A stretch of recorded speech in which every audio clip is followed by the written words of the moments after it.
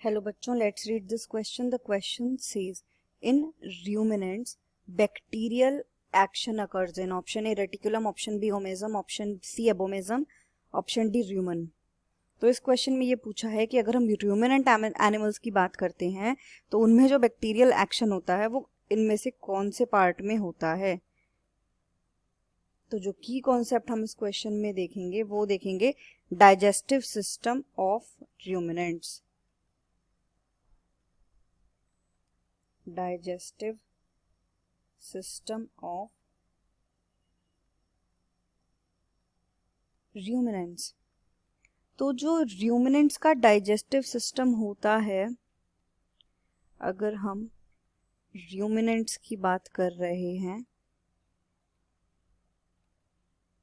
तो रूमिनेंट्स में जो मेजर डाइजेशन होता है वो हमारा कहाँ मिलता है, हमें स्टमक में मिलता है। स्टमक के कितने पार्ट्स होते हैं? स्टमक के 4 कंपार्टमेंट्स होते हैं।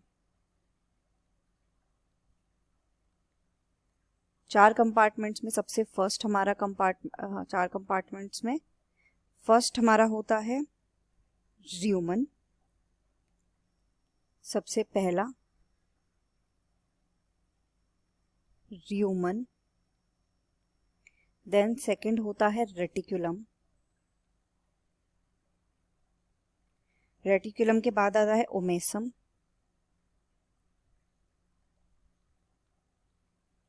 और लास्ट होता है एबोमेसम। राइट। तो अगर हम र्यूमन की बात कर रहे हैं, र्यूमन, रेटिकुलम, ओमेसम, एबोमेसम, ये हमारे 4 कंपार्टमेंट्स होते हैं स्टमक के। जो र्यूमन होता है ये सबसे पहला कंपार्टमेंट होता है। इसका काम होता है, ये ज़्यादा से ज़्यादा मटेरियल को होल्ड कर सकता है। इसका मेन फंक्शन क्या है? स्टोरेज।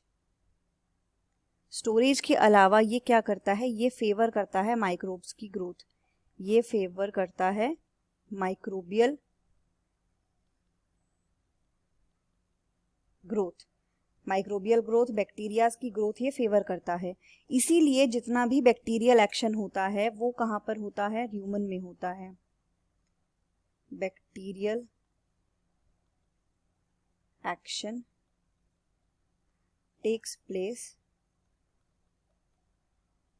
हियर।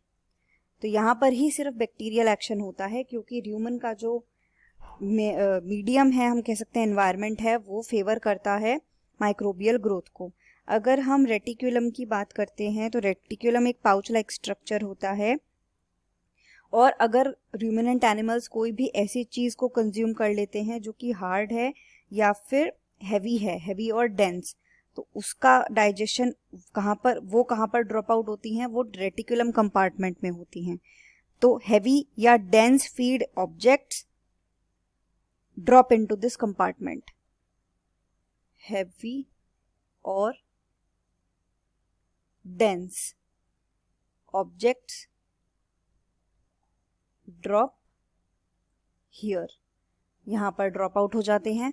अगर हम ओमेसम की बात करते हैं तो ओमेसम का मेन काम है वाटर या फिर बाकी सब्सटेंसेस, डाइजेस्टिव कंटेंट्स के एब्जॉर्ब करना।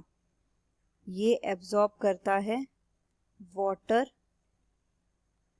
And other substances, digestive contents के। तो ये इसका एब्जॉर्प्शन का काम है। अगर हम एबोमेसम की बात करें, यहाँ पर सारे एंजाइम्स रिलीज होते हैं, HCl रिलीज होता है, जो कि इस डाइजेस्ट करने के लिए, प्रोसेस के लिए ज़रूरी है। HCl डाइजेस्टिव एंजाइम्स यहाँ मिलते हैं, फाउंड हियर। तो यहाँ पर हमने क्या देखा कि हमसे पूछा गया था कि बैक्टीरियल एक्शन कहाँ होता है। तो बैक्टीरियल एक्शन के लिए फेवर करने वाला कंपार्टमेंट स्टमक का है सिर्फ र्यूमन, ना कि रेटिकुलम, ओमेसम, एबोमेसम में से कोई नहीं होता। तो यहाँ हमारा करेक्ट आंसर क्या हो जाएगा? Option D. The final answer is option D, र्यूमन। Hope you understood it well. Best of luck.